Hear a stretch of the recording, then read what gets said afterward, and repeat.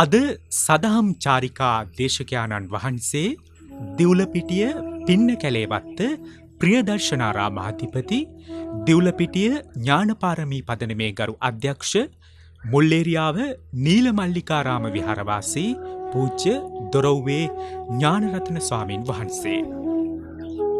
වර්ෂ 1983 නොවැම්බර් 19 පැවිදි දිවියට ඇතුළත් වූ උන්වහන්සේ 1991 ජුනි 21 උපසම්පදාව ලබා ඇත. බලගල්ල සරස්වතී මහපිරිවෙනෙන් ධර්මශාස්ත්‍රීය කටයුතු ආරම්භ කර ඇති උන්වහන්සේ ධර්මාචාර්ය විභාගයත් ශ්‍රී ලංකා බෞද්ධ හා පාලි විශ්වවිද්‍යාලයෙන් බුද්ධ ධර්ම ඩිප්ලෝමා ශාස්ත්‍රවේදී උපාධියත් හදාරා ඇත. එසේම වසර 20ක පමණ විදේශ ධර්මදූත සේවාවේද නිරතව ඇත.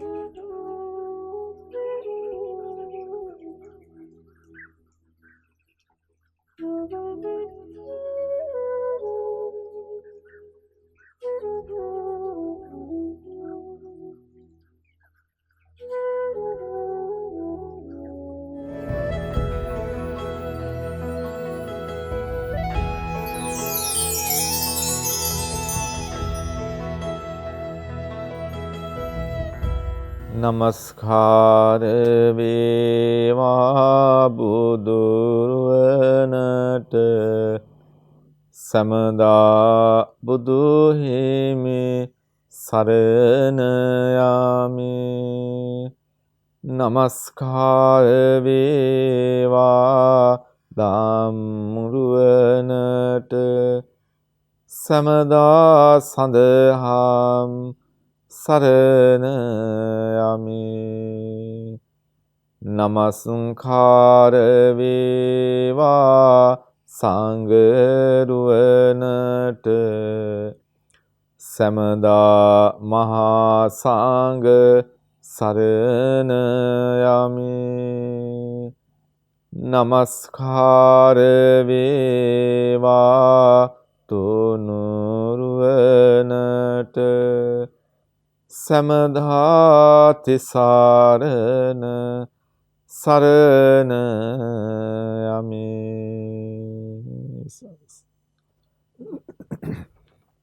පින්බර වාසනාවන්ත සුබ උදෑසනක් වේවා. ලක්වැසි ලෝවැසි හැමෝටම අපි ආශිර්වාද කරනවා. අප මව්බිමේ හැමෝටමත් ලෝවැසි හැමෝටමත් කොරෝනා වසංගත මේ ලෙඩ දුක් දුරුව හැමෝටම සහනය සැනසීම වේවා. ලෝවැසි රටවැසි හැමෝම නිදුක් වේවා, නිරෝගී වේවා, සුවපත් වේවා.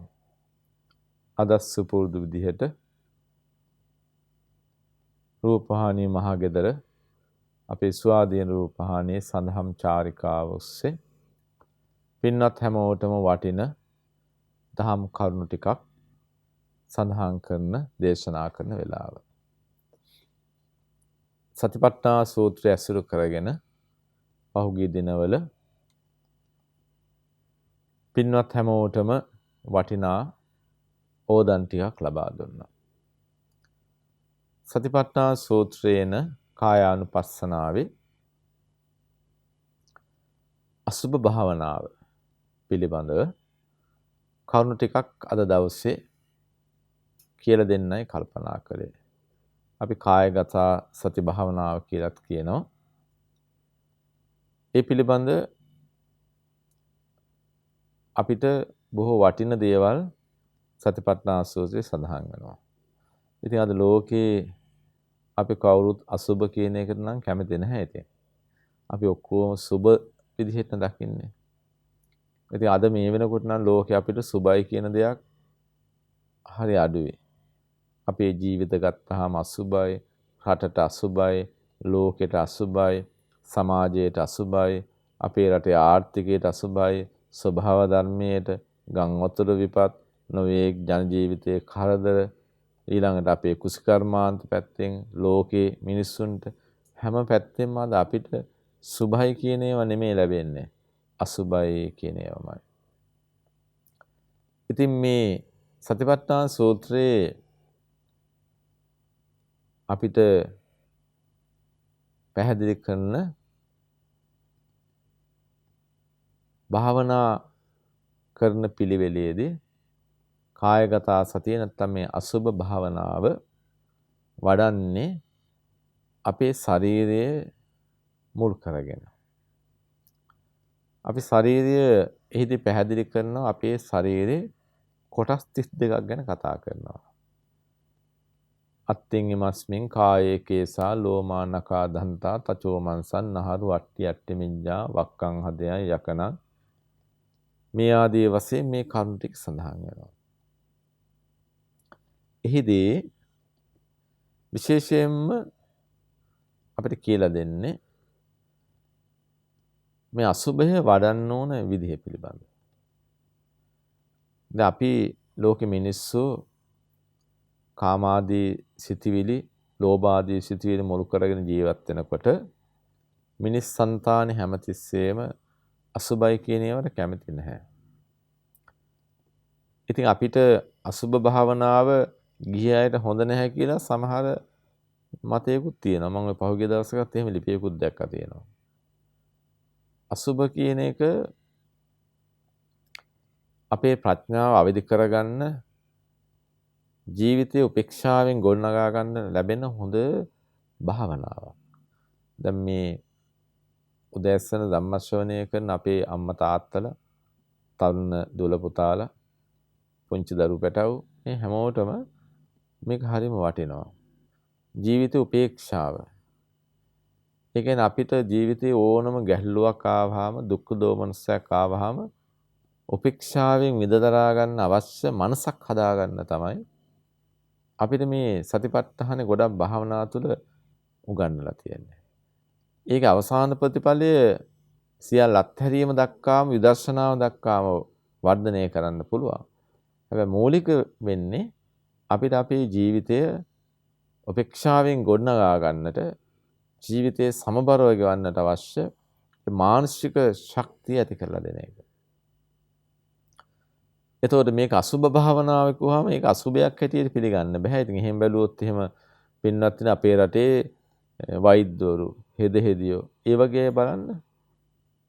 එහෙනම් ඒ අසුභ දේවල් හැටියට අපි මේවා හිතනවා නම් කොච්චර ලෙඩ්ඩු එහා මෙහා කරනවද? කොච්චර ශරීර අවයව අත ගන්නවද? කොච්චර මිනිස්සුන්ගේ ශරීර කොටස් කපනවා, පාද අතපය කපලා අයින් කරනවා, කොච්චර දේවල් කරනවද? දැන් ඒක අසුබ දෙයක් හැටියට ඒ හිතුවනම් අද ඒව කරන්න කෙනෙක් නැති වෙනවන්නේ. එහෙනම් ඒක අසුබය හැටියට ඊළඟට මිනි කපන එම්බාම් කරන කොච්චර ඒව කරනවද? එහෙනම් ඒ තුල දැන් ඒ තමයි වැඩියෙන් මේ දේවල් පරිහරණය කරපු අය. ඒක අයහපතක් වෙනවා නරකක් වෙනවා කියලා එහෙම හිතුවනම් එහෙනම් එහෙම ඒ දේවල් කරන්න බැරි වෙනවා. එහෙනම් ඒක අපි මේ සිතන ක්‍රමයයි මේ ගැටලුව තියෙන්නේ. එතකොට කායගත සතියේ නැත්තම් මේ අසුභ භාවනාවේදී අපිට මේ ජීවිතයේ ස්වභාවය තේරුම් ගන්න අපි වඩාත් හොඳට ඒකට උත්සාහවත් වෙන්නට ඕනේ. දැන් අපි මේ කයේ තියෙන ස්වභාවයන් ගත්තාම දැන් අපේ ශරීරය පාදාන්තයෙන් පටන් ගත්තාම අවසන් වෙන්නේ අවසානයේ අපේ හිසේ කෙස් වලින්. පාදාන්තයයි එතකොට කේසාන්තය අතර මේ ඇතුළත තමයි මේ සියල්ල තියෙන්නේ. කේදාන්තයෙන් අවසන් වෙන්නේ. පාදාන්තයෙන් පටන් ගන්න. මේ ශරීරයේ ඇතුළේ කොටස් 32ක් ගැන කතා කරනවා.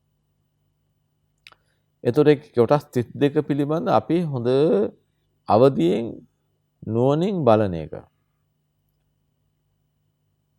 ඒ කොටස් 32 ගැන විමසා බලන එක අපිට මේ ජීවිතයේ ගොඩාක් දේවල් වලට තියෙන ආශාව අඩු කරගන්න ලොකු ශක්තියක් වෙනවා. දැන් මේ ලෝකයේ ඒක අඳුනගත්තොත් කවදාවත් මිනිස්සු වැඩි කරන්නේ නැහැ. මේ පංචස්කන්ධය කියන එක තේරුම් ගත්තොත් කවදාවත් මිනිස්සු අනුන්ට එරෙහි වෙන්නේ නැහැ. මේ පංචස්කන්ධ ස්වභාවය මේ දෙතිස් කොනප කොට්ටාස නෝනින් දැක්කොත් කවදාවත් මෙහෙම කොටස් ටිකක් තියෙන අපි මොකටද අනේ මෙහෙම ගැටුම් ඇති කරගන්නේ කියලා කවදාවත් මිනිස්සු වැඩි කරන්නේ නැහැ. ගැටෙන්නේ නැහැ. ප්‍රශ්න හදාගන්නේ නැහැ. දැන් අපි ඒව සුබ හැටියට ගන්නවා. දැන් කොණ්ඩේ ගොඩාක් දිග වර්ලසක් තියෙන කෙනා කොණ්ඩේ ගොඩාක් පරිස්සම් කරනවා. කොණ්ඩේට ගොඩාක් ආදරේ රකින්නවා. ඊළඟට නියපොතු වවන කෙනා නියපොතු ටික ලස්සන රකින්නවා. ආරක්ෂා කරනවා, පාට කරනවා, සුරකින්නවා. ඊළඟ දත් ටික රැකගන්න අපි නොයේක් දේවල් කරනවා, ලස්සන කරනවා, ආරක්ෂා කරනවා. සම අපේ හැමේ පැහැය රැකගන්න කොච්චර දේවල් අද කරනවද? මම හිතන්නේ මම සඳහන් කරුව මේ දේවල් වලට තමයි ලෝකයේ වැඩියෙන්ම වියදම් කරන්නේ අපේ කාන්තා පක්ෂයයි. එතකොට මේ ස්වභාවය දැන් එහෙම ලස්සන කරන්න එපයි කියලා දහම උගන්වන්නේ නැහැ ඇත්තටම. ඒක වර්ධව හිතන්න එපා. නමුත් අපි මේ ලස්සන කළාට, අපි පිරිසිදු කළාට, අපි මේ පරිස්සම් කළාට මේ ඔක්කොම දේවල් මොකද වෙන්නේ? මේ හැම දෙයක්ම පිළිකුල් දේවල්. අපි කොච්චර ලස්සන කොණ්ඩේ රැක්කත් මේ කොණ්ඩේ පිළිකුල් නේද? ඔබ කොච්චර ආදරෙන් රැකගෙන ලස්සනයි කියන කොණ්ඩේ බලන්න ඔබේ ඒ කොණ්ඩ ගහක් ගැලවිලා කෑම එකේ තිබුණොත් ඔබ මොකද වෙන්නේ? බලවත්සේ ඔබට ආදරය කරන කෙනෙක් වුණත් ඒ වුණා මොකද වෙන්නේ? අප්‍රියයි. ඔබ ආදරය කරන රකින්න පරිස්සම් කරන නියපොතු කැලලක් තිබුණොත් ඔබේ දතක් ගැලවිලා තිබුණොත් හිතලා බලන්න. නේද? එතකොට මේ ජීවිතේ එතන තියෙනවා. ඒ කියන්නේ අපි මේ ලස්සන කරන එක, පරිස්සම් කරන එක, ආරක්ෂා කරන එක අපි කරගත්තට කමක් නැහැ. හැබැයි අපි එතන තේරුම් ගන්න ඕන දෙයක් තියෙනවා. ඒ තමයි අපි මේ හැම එකක්ම මේවා වෙනස් වෙන දේවල්. මේවා ජරාවටපත් වෙන දේවල්, අපිරිසුදු වෙන දේවල්, ගඳ ගහන දේවල්. ඒ ස්වභාවයන් මේවේ අපිට කවදාවත් ඉක්මවා යන්න පුළුවන් දේවල් නෙමෙයි. ඒක අපි අඳුනගන්න එක තමයි. ඒක ප්‍රඥාවෙන් දකින්නට ඕන. ඒ දකින්න නැති නිසා තමයි ගොඩාක් වෙලාවට ගැටලු ප්‍රශ්න ලෝකෙ මිනිස්සුන්ට ඇති වෙන්නේ. ඇති කරගන්නේ. ඉතින් ඒ නිසා අසුබ භාවනාව, කායගත සතිය අපි හොඳට ජීවිතේ පුරුදු කරන්නට ඕන. මේ පංචස්කන්ධ ස්වභාවය අඳුන ගන්නට ඕන. ඉතින් අපිට බුදුහාමුදුරුවෝ ඔකට උපමාවක් තියෙනවා සතිපට්ඨාන සූත්‍රයේ. දැන් අපි මේ ශරීර ස්වභාවය අඳුර ගන්න ඕන කොහොමද මේ කොටස් වෙන වශයෙන් කියලා. දැන් මල්ලක් තියෙනවා. මේ මල්ල ඇතුලේ මේ මල්ල ගැට ගහලා තියෙන්නේ. ඒක මිනිස්සෙක් කැල්ල මේ මල්ල ලිහනවා. දැන් ලිහලා මේ මල්ලේ තියෙන දේවල් වෙන් වෙන් කරනවා. එතකොට මේ මල්ලේ මොනවද තියෙන්නේ? හාල් තියෙනවා, මෑ, උදු, තල, මුං මේ ආදී වශයෙන් මේ දේවල් තියෙනවා. අපි වර්ග ටිකක් එහෙම ගමුකෝ. දැන් මේ තියෙන දේවල් ඔක්කොම ටික මේ මිනිස්සයා වෙන් වෙන් වශයෙන් වෙන් කරනවා. එක මල්ලක තියෙන දේවල් වෙන් කරනවා. හරියට අපේ ශරීරයත් එහෙමයි. අපේ ශරීරයේ තියෙන කෑලි ටික, කොටස් ටික වෙන වෙන වශයෙන් අපි දකින්න තමයි මේ කායගත සති මේ අසුභ භාවනාව උගන්වන්නේ. ඉතින් අපි කවදාවත් මම හිතන්නේ ඔබ කිසි කෙනෙක් මෙතෙක් කල මේ ශරීරයේ කොටස් දිහා වෙන වෙනම නම් බලලා නැහැ. අර මල්ලක තියෙන දේවල් ටික ඔක්කොම වෙන වෙන කරලා අපි දකිනවා වගේ. තමන්ගේ ශරීරය අනේ මෙන්න මෙහෙමයි මගේ ශරීරයේ ස්වභාවය. මෙන්න මේකයි මගේ ශරීරයේ පංචස්කන්ධය ඇතුළේ මෙන්න මේ කොටස් ටිකයි තියෙන්නේ කියලා අපි වෙන වෙන වශයෙන් අවබෝධයෙන් දකිනවා. එහෙම දකිනකොට මොකද වෙන්නේ? අපි මේ බලවත් ආශාවන් නිසා ඇතිවෙන ගොඩාක් හිත රැක ගන්නට ඒක උපකාරී වෙනවා. ධර්මයේ සඳහන් වෙනවා තව තැනක කුරුළු පිහාටුවා. ඉටිපන්දමකින් පුච්චපුවාම ඒ කුරුළු පිහාටුව පිච්චිලා ඇකිලිලා යනවා. ඒ ඇකිලිලා ගිය කුරුළු පිහාටුව නැවත යථා තත්ත්වයට ගන්නට බෑ.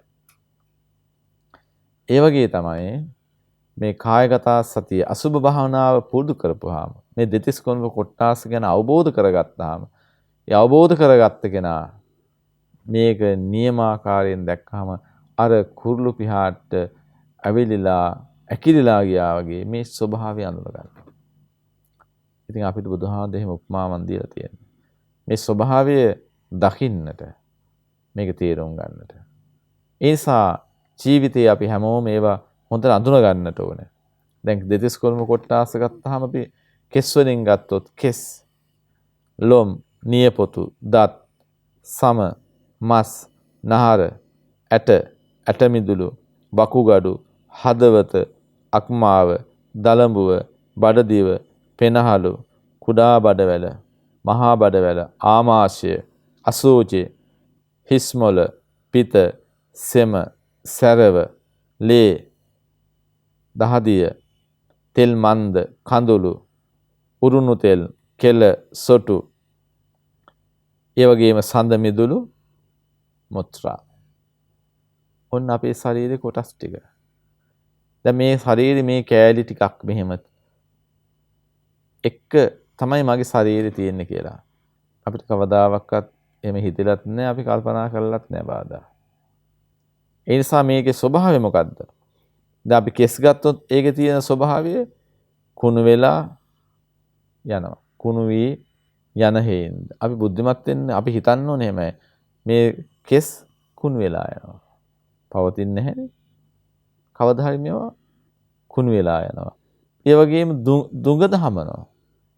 අපි මේ කෙස් කොච්චර ලස්සනට අලංකාර කළත් දවස් දෙකක් හිටියොත් ඒක හොදන්න තින්න පුළුවන්. බෑ. ඒ වගේම පිළිකුල් ශරීරයක් අපිට තියෙන. මේ හැම එකම පිළිකුල් සහගතයි. ඒ වගේම තමයි පිළිකුල් ශරීරයක තමයි මේවා පිහිල්ලා තියෙන්නේ. ඒ නිසා මේ ස්වභාවය මේවා දි รา යන නිසා වෙනස් වෙන නිසා ඒ ස්වභාවය දකින්නට අපිට අසුබය දෙගන්නවා. ඉතින් හැමෝම මේක හොඳට තේරුම් ගන්නට ඕනේ. දැන් බණ පොතේ අපිට උගන්වනවා දැන් යම් කාරණාවලදී අපි මේ ජීවිත ස්වභාවය දකිනකොට අපේ සමහර දැන් අපේ රාජදත්ත කියන හාමුදුරුවෝ උන්වහන්සේ තමසක් පාරේ වඩිනකොට ඉස්සර කාලේ කෙනෙක් මැරුණාම මිනිහා අද කාලේ වගේ නෙමේ හෙදි කඩක ඔතල කැලේට ගිහින් දාන්නේ. උන්වහන්සේ මේ කැලෑ මාර්ගයේ වඩිනකොට උන්වහන්සේට පාර අයින කනත්තක තියෙනවා. කනත්තකන ගිහින් දාව මිනිහ තියෙනවා. උන්වහන්සේ බැලුවා. ඒ මිනිහ ගොඩේ තියෙන එක මිනිහා. බොහොම අලුතෙන් ගෙනත් දාපු තරුණ යෞවන කාන්තාවගේ දේහය. උන්වහන්සේ මේ දේහය දිහා බලාගෙන හිටියා. උන්වහන්සේට මුලින්ම මේ දේහය දිහා බලාගෙන ඉන්නකොට ඇති උනේ පින්නතුනේ කාම සිතිවිලි. උන්වහන්සේ කල්පනා කරනවා ලස්සන ශරීරයක්. ලස්සන ශරීරයක් තියෙන කාන්තාවක්. සිත් පහළ වුණේ කාම සිතිවිලි. කාම සිතිවිලි පහළ වෙලා ටික වෙලාවක් යනකොට උන්වහන්සේ කල්පනා කරනවා මගේ සිත මං වැරදි දෘෂ්ටියට මගේ මනස යනවා. මං වැරදි මේ පංචස්කන්ධය දෙතිස් කුණප කොට්ටාස වලින් හැදිච්ච කුණු ශරීරයක් දිහා නේද මම මේ බලන්නේ. මේ කුණු ශරීරයක් දිහා බලලා මේ දෙතිස් කුණප කොට්ටාස වලින් තියෙන ශරීරයක් දිහා බලලා මගේ සිත මම නොමගට රාගයේ පැත්තට මගේ සිත රැගෙන ගියා නේද? එහෙනම් මේ පංචස්කන්ධයේ එහෙම ගන්න දෙයක් නැහැ. මේකේ තියෙන දෙතිස් කුණප කොට්ටාස. ඒ නිසා මේ මරණයටපත් වුණු මේ ශරීරය තුල මොන සැපද්ද මොන අල්ලා ගැනීමක්ද තියෙන්නේ කියලා උන්වහන්සේ අර ඇති වුණු කාම රාගයේ සිටවිලි මැද උන්වහන්සේ නැවත ප්‍රඥාව අවදි කරා. මරණයේ පිළිබඳ මේ ශරීරයේ ස්වභාවය පිළිබඳ උන්වහන්සේට සිත පහළ කළා ප්‍රඥාව ඇති වුණා. උන්වහන්සේට රහත් වෙන්න ඒක නිමිත්තක් බවට පත් වුණා. ශනේකේ උන්වහන්සේගේ සිත දැන් මේ ධර්ම ශ්‍රවණය කරන ඔබට ජීවිතේ එහෙම කොච්චර ලස්සන කියන ඒවා දැකලා හිත ඇදීගෙන ගිහිල්ලා ඒව දිහා බලලා ඒව දිහා කල්පනා කළානේ ඒ දේ මට ලැබුණා නම් ඒ කෙනා මට ලැබුණා නම් මට ලබා ගන්න තියෙනවා නම් කියලා ගොඩක් අය එහෙම ආසාවෙන් ඉන්නවා. හැබැයි ඔබේ දකින්න දේ තුල ඔබ හිතන්නේ නෑනේ මේ අද අපි ලස්සන දකින්න දේ තව ටික කාලයක් යනකොට මේක වෙනස් වෙනව නේද? මේ ස්වභාවය හැමදාම පවතින්නේ නෑ නේද? දැන් ඔබේ හැමදාම වීදුරක් කණ්ණාඩි ළඟට ගිහිල්ලා ඔබේ ශරීරයේ ඔබ පැහැය ලස්සන හැදුරු බලනවා. හැබැයි ඔබ බලලා අඩුපාඩු හදා ගන්නවා. මූණේ අඩුපාඩු හදා ගන්නවා. කොණ්ඩේ අඩුපාඩු හදා ගන්නවා. ඒ වගේම ඔබට කවදාවත් හිතෙන්නේ නැහැ මම මේ අඩුපාඩු හදනවා වගේම මේ අඩුපාඩු හදන මගේ මේ පංචස්කන්ධය තුළ මේ මම ලස්සන කරන දේවල් තුළ ඒවා ලස්සන තියා ගන්න ඕන. පිරිසිදු තියා කායගත සතිය අසුභ භාවනාදී මේ අසුභයි මේවා නරකයි කුණු වෙලා යනවා ජරා වෙලා යනවා මේවා නරක වෙලා යනවා කියලා නාන්නේ කරන්නේ නැතුව ඔහේ නිකන් ගඳ ගහන්නේ නෙමෙයි. පිරිසිදු වෙන්න ඕන ලස්සනට එන්න ඕන. හැබැයි ඔබ අවබෝධයක් තියෙන ඔබට හොඳ සංඥාවක් තියෙන්න ඕන. හොඳ අවදියෙන් ජීවත් වෙන්න ඕන. ප්‍රඥාවෙන් ජීවත් වෙන්න ඕන. මම මේ කොච්චර ලස්සන කළත් කොච්චර හැඩ කළත් කොච්චර උප කළත් මං මේ තියෙන ශරීරයේ මේ පංචස්කන්ධය තුල තියෙන මේ සීලුම කොටස් ගත්තාම හැම එකක්ම ඒවා වෙනස් වෙන ඒවා පිළිකුල් ඒවා ගඳ ගහන ඒවා ඒ නිසා මං කොහොම රැක්කත් ආරක්ෂා කරත් මගේ ශරීරය තුල කොච්චර දැන් ධම්මපදයේ ජරාවග්ගදී උගන්වන්නේ අපේ ශරීරය ගත්තාම ඇට කෑලි 300ක් වගේ ප්‍රමාණයක් නහරවැල් 900ක් වගේ ප්‍රමාණයකින් හදපු කටුගයක් හැටියට අපේ ශරීරය. එතකොට මේ ඇට කෑලි ටික එකතු කරලා ඒ ටික ලස්සනට හදලා කොටුගයක් වගේ මේක සකස් කරලා තියෙනවා. හදලා තියෙනවා. නහර වලින් අල්ලලා තියෙනවා. හැබැයි ඒ හදපු කොටු ගේ ඇතුලේ අපි දාලා තියෙනවා අස්සට ඔබලා තියෙනවා මස්. මසින් දාලා ලේ වලින් උපමට්ටම් කරලා හැමෙන් වහපු කටුගයක් වගේ පංචස්කන්ධය කියලා එදා බුදුහාමුදුරුවෝ පැහැදිලි කළා. ඉතින් ඔබ ඔබේ ශරීරයේ දෙස ඒ ස්වභාවයෙන් දකින්න. ඉතින් ඒක අඳුනගත්තාම මොකද වෙන්නේ? අපි මේ ලෝකේ ඇති වෙන ගොඩාක් ගැටලු වලට විසඳුම තියෙනවා. බාධා අපි ජීවිතේ ගොඩාක් ලෙඩ දුක් නිසා තැවෙනවා. වේදනාවෙන් අසහනයෙන් දුකින් මේ ලෝකේ අපේ තරුණ දුල පුතාලා විශේෂයෙන්ම මේ ගැන හොඳට කියවන්න. පොඩ්ඩක් ඔබේ ජීවිතය දිහා බලන්න. අසීමිත ආශාවන් පසුපස මිනිස්සු ලෝකේ යන්නේ මේ ස්වභාවය දන්නේ නැති නිසා. අපි මේ සංතරපණය කරන අපේ පංචස්කන්ධය අපි දාලා යන එකක් කියන එක. මේක දෙදිස් කොණප කොට්ටාසනේ යුක්ත එකක් කියලා අසුබය. ඒක සුබ දෙයක් හැටියට දකින්න. අසුබ කියලා හිතන්න එපා ශරීරෙ. මේක මේ ශරීරයේ දේවල් සුබ හැටියට දැකලා මේ යථාර්ථය අඳුනගෙන ජීවත් වෙන කාලේ ලස්සනට ජීවත් වෙන්න හැමෝම මහන්සි ගන්න. ඔබේ ප්‍රඥාව අවදි වේවා. ඔබේ ගුණ නුවණ වැඩි දියුණු වේවා. හැමෝටම සිත සාන්තියම සැලසේවා. මේ උදාාර ධර්ම දානමය පින ඔබ හැමෝටම නිවන් පිණිස හේතු වාසනා වේවා. හැමෝටම සම්මා සම්බුදු සරණයි.